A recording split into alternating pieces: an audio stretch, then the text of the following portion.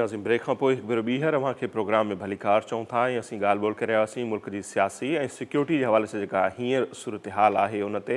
ऐं हींअर असां सां सीनियर सहाफ़ी ऐं तर्जनिगार सलमान आबिद साहब जेके आहिनि उहे टेलीफोन लाइन पे मौजूद हैं। सलमान आबिद साहब, बहुत शुक्रिया, आपने हमें वक्त दिया।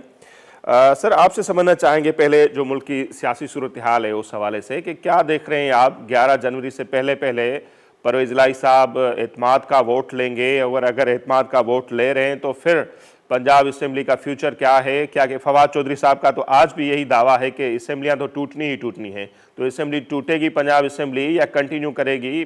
आपको क्या नज़र आ रहा है सर? देखिए, बज़ाहिर तो इस वक्त ऐसे ही लगता है कि जैसे नए इंतखाबात के हवाले से जो इमरान खान का कोशिश है उसमें कोई बड़ी कामयाबी नजर नहीं आ रही। सही। और लगता यह है कि हुकूमत जो है किसी भी सूरत में वो अर्ली इलेक्शन की तरफ नहीं जाएगी, बल्कि अब तो खबरें ये भी हैं कि अर्ली इलेक्शन के बजाय जो मुकर्ररा वक्त पे इलेक्शन होने हैं अक्टूबर 2023 में, उससे भी आगे जाने की बातें की जा रही हैं माशी इमरजेंसी की सूरत में। तो इस वक्त का जो हालात ये है कि इंतखाबात की बात तो कोई भी नहीं हो रही। अच्छा, चौधरी परवेज इलाही साहब जो है उन्होंने तो ये कहा था कि वो असम्बलियां तहरीर करने के लिए तैयार हैं, पहले इस बात की गारंटी ले ली जाए कि इलेक्शन होंगे। सही। अगर इलेक्शन ही नहीं होने तो फिर असम्बलियों को तहरीर करने का फायदा क्या है? फायदा क्या? इसी वजह से इस वक्त जो है ना वो आपको लग ये रहा है कि जैसे असम्बलियों की तहरीर का मामला जो है उसमें काफी कमजोरी का पहलू नजर आ रहा है। अब ये भी देखना है कि इत्तेमाद का वोट लेने के लिए जो 190 लोग चाहिए हैं, सही, जिसमें से इनके बकौल 187 लोग हमारे पास हैं, तो अगर हैं तो वो ले ले। सही। और अगर वो नहीं ले पा रहे तो इसका मतलब है कहीं ना कहीं कोई मसाइल तो है। सही। और अब इस पूरी पॉलिटिक्स में आप एक बड़ी दिलचस्प बात ये देखिए कि खुद मुस्लिम लीग काफ भी एक्सपोज हो रही है। सही।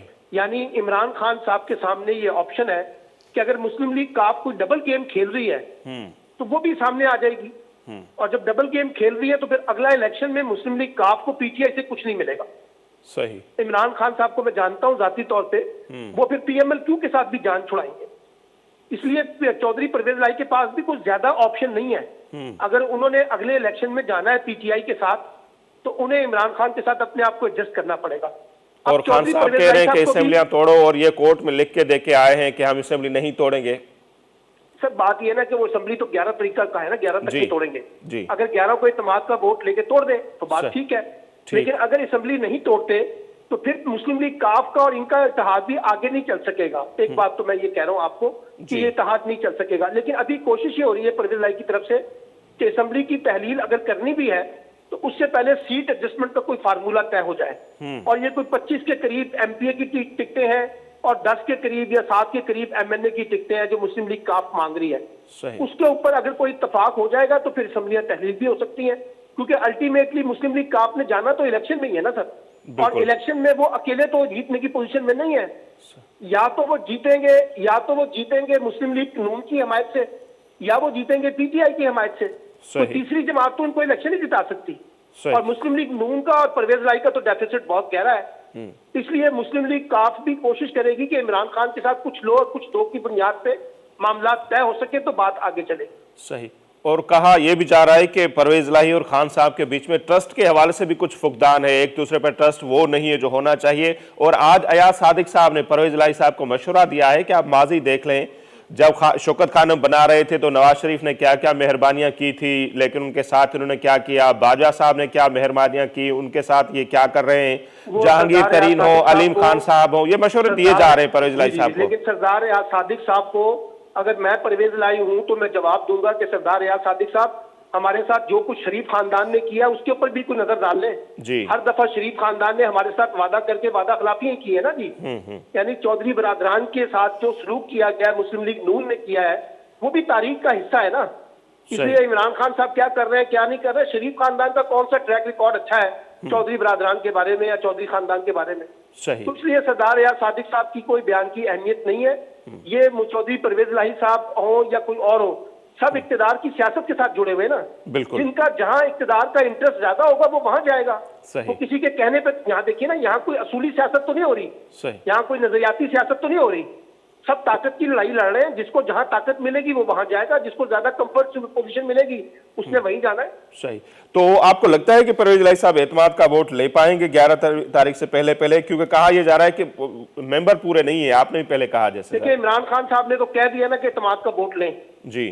अब अगर चौधरी परवेज इलाही साहब कहते हैं मेरे 10 लोग हैं, ठीक है ना जी, और एक ये पूरे हैं, अब बाकी 180 अरकान जो है वो पीटीआई वाले पूरे करके दिखाएं, ठीक है ना जी, तो ये समाज का वोट तो लेना पड़ेगा। और ये जो इस्लामाबाद अपना लाहौर हाईकोर्ट का फैसला है जी। उसमें भी ये कहा गया है कि असेंबली तहलील नहीं हो सकती जब तक कि आप इत्तेमाद का वोट हासिल नहीं करेंगे। सही। तो इत्तेमाद के वोट की कड़वी गोली तो लेनी पड़ेगी, और उसमें या तो आप इत्तेमाद का वोट हासिल करेंगे या आप इत्तेमाद का वोट हासिल नहीं करेंगे।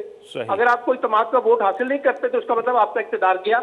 बिल्कुल। और अगर आप इत्तेमाद का वोट ले लेते हैं तो फिर आपको असेंबली की तहरीर की तरफ बकौल इमरान खान जाना पड़ेगा। तो चौधरी बरादरान भी मुश्किल में है, उनके लिए कोई रास्ता आसान नहीं है। बिल्कुल। देखिए आप 2-4 दफा जुगाली करके 2-4 तरीके से अपनी हुकूमत बचा सकते हैं, उसको लिंगर ऑन कर सकते हैं, लेकिन चीजें भी तो एक्सपोज होती है ना। इस वक्त जो है जो रुकने असेंबली सूबाई रुकने असेंबली इमरान खान का साथ नहीं देगा उसको पीटीआई का टिकट नहीं मिलेगा, ठीक है ना जी। और जो लोग मुस्लिम लीग काफ के साथ नहीं देंगे उनको भी पीटीआई टिकट नहीं देगी, अपनी हमायती आपका टिकट नहीं देगी। तो इसलिए मैं तो ये कह रहा हूं कि जो इंतखाबी सियासत है जी, उसमें ऑप्शन कोई नहीं है अरकान असेंबली के पास, या तो वो इमरान खान के साथ खड़े हों और या फिर वो मुस्लिम लीग नून के साथ अपना कोई मामला तय कर ले। बिल्कुल। और आप तो माशाल्लाह सर इतने बाखबर है, आपको तो अंदाजा होगा ही कि पीडीएम ने भी अभी ये पॉलिसी बनाई है, चलो आप पार्टी से वफादारी चेंज ना करो लेकिन उस दिन मौजूद ही ना रहो और अगले इलेक्शन की बाद है टिकट आपको पीपल्स पार्टी या नून लीग से मिल जाएगा। कहा यह जा रहा है कि मामला हो रहे, आपके पास क्या इतला है सर? जी मेरी इतलात के मुताबिक पीपल्स पार्टी का कौन सा टिकट है जो कामयाबी की जमानत है, एक बात। और मुस्लिम लीग नून जिस वक्त जिस क्राइसिस में शिकार है और जिस किस्म की माशी बदहाली कर दी है उसका टिकट कौन सा यहाँ पे जीत की निशानी है। अभी आपके सामने जुलाई में जो ज़िमनी इंतखाबात हुए और अक्टूबर के ज़िमनी इंतखाबात हुए उसके नताइज तो आपने देख लिए। इसलिए अभी तो फिलहाल उनका टिकट भी जो है इतना रेलिवेंट नहीं है ना, जो जैसे माजी में कभी मुस्लिम लीग नून का टिकट हुआ करता था। अभी तो पीटीआई का टिकट ज्यादा रेलिवेंट हुआ है ना इमरान खान की मकबूलियत की वजह से। तो इसलिए ये कहेंगे जरूर कि आप हमारे साथ दें, हम आपको अपना टिकट देंगे, लेकिन लोग जो इलेक्शन लड़ने वाला होता है वो भी अपनी ग्राउंड रियलिटी को जानता है ना कि वहां किसका टिकट बिकता है, सही वहां लोग किसके साथ हैं। तो ये भी जरा कहना तो प्री मैच्योर होगा, जो लोग भी वहां से गायब होंगे, हाजिर नहीं होंगे, उनका मुस्तकबिल पीटीआई के साथ तो नहीं होगा, फिर वो पीएमएल के साथ अपने ताल्लुकात जोड़ते रहे। बिल्कुल। तो आपको अभी भी लग रहा है कि जो इस वक्त भी किसी पार्टी की टिकट की अहमियत है तो वो पीटीआई की है? देखिए पंजाब में तो इस वक्त जो है ना 2 ही पार्टियां जिनकी टिकट का मैच है, एक पीएमएलएन का और पीटीआई का जी। और पीएमएलएन के साथ पीपल्स पार्टी भी एक अलायंस के तौर पे खड़ी है।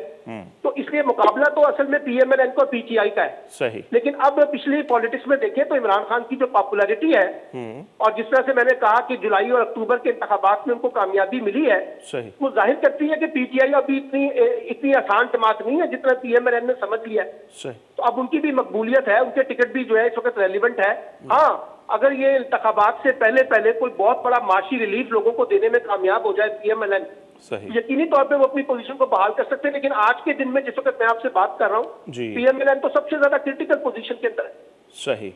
और फिर कहा जा रहा है कि नवाज शरीफ साहब जैसे ही आएंगे तो नया एक रूह आज ऑक्सीजन आ जाएगी नवाज लीग में और उनका ग्राफ ऊपर चला जाएगा। बात यह है कि जब ये हुकूमत आई थी ना जी, तो ये जब इमरान खान की हुकूमत थी तो कहते थे कि ये अपोजिशन वाले हुकूमत में आएंगे तो हालात बेहतर हो जाएंगे जी, बिल्कुल। फिर कहा गया कि साहबदार साहब आएंगे तो मईशत को ठीक कर देंगे, सही। अब कहा जा रहा है कि जनाब नवाज शरीफ साहब आएंगे तो ऑक्सीजन आ जाएगी। नवाज शरीफ साहब जरूर आए, लेकिन आपको पता उनकी एक आदत है, वो बगैर डील के पाकिस्तान नहीं आते। जब तक उनको कोई क्लियरेंस नहीं मिलेगा, हर तरह की डील उनके साथ फाइनल नहीं होगी, तब तक तो वो पाकिस्तान नहीं आएंगे, एक बात। और दूसरी बात है कि अगले 6 माह में वो कैसे कोई बड़ा माशी रिलीफ दे सकते हैं। इसाकदार तो उनके बरादरी निस्बती है ना जी, बिल्कुल। कोई कुछ नहीं दे सके तो इसाकदार अपना नवाज शरीफ साहब ने क्या देना है। लेकिन बहरहाल मुस्लिम लीग नून ये समझती है कि नवाज शरीफ की वापसी से उनकी पार्टी में एक नई ऑक्सीजन आएगी, लेकिन क्या वो आ सकेंगे ये अभी कबल वक्त सवाल है। अगर कोई मामला तय होंगे नवाज शरीफ साहब के साथ तो बात आगे चलेगी, वगरना पीएमएलएन जो एस्टैब्लिशमेंट है वो समझती है कि इस वक्त शहबाज शरीफ साहब मौजूद है, बस उनकी मौजूदगी में मुस्लिम लीग नून को आगे चलते रहना चाहिए। सही, बिल्कुल।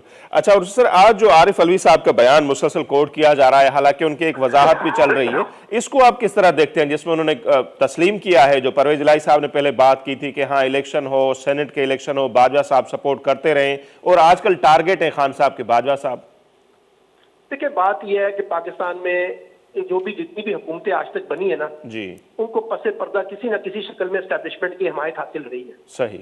इमरान खान की हुकूमत भी उसी हमायत के साथ ही आई थी, और ये जो मौजूदा हुकूमत इस वक्त बैठी हुई है वफाकी सतह पर जी, ये भी एस्टेब्लिशमेंट की हमायत से बनी है ना, कि ऐसे थोड़ी बन गई जी। है। आपने देखा होगा मरियम नवाज कहती थी कि तहरीक एतमाद कामयाब ही नहीं हो सकती जब तक एस्टेब्लिशमेंट साथ ना दे, तो फिर तहरीक एतमाद कामयाब हुई तो किसी न किसी ने तो साथ दिया होगा ना।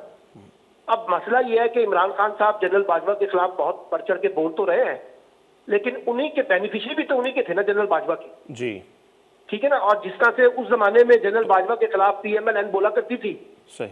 आज पीएमएलएन उनके बारे में खामोश है, क्योंकि आज वो बेनिफिशियरी है।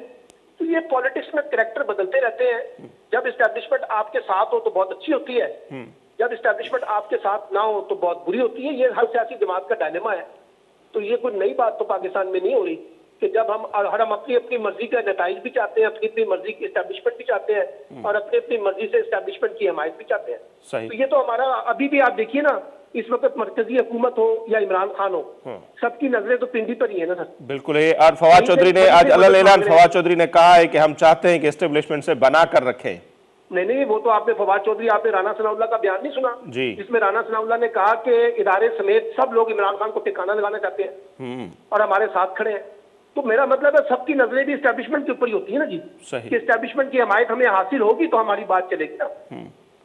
तो ये भी तो एक पाकिस्तान की सियासत का डायलेमा है ना सर। सही। तो ये कितना, इस पे हम पहले भी शायद बात करें, कितना बड़ा अलमिया है कि हमारी पॉलिटिकल पार्टीज जो कहती हैं कि ताकत का सरचश्मा आवाम है, लेकिन वो डिपेंड करती हैं या तो विनिंग कैंडिडेट्स या फिर एस्टेब्लिशमेंट के दरवाजे को देखते। आज ख्वाजा साद रफीक ने लाहौर में एक तकरीब से खिताब करते हुए कहा है कि बदकिस्मती ये है कि हमारे यहाँ एक सियासी कुव्वत एस्टेब्लिशमेंट की हमायत में खड़ी हो जाती है, दूसरी उसकी मुखालफत में खड़ी हो जाती है।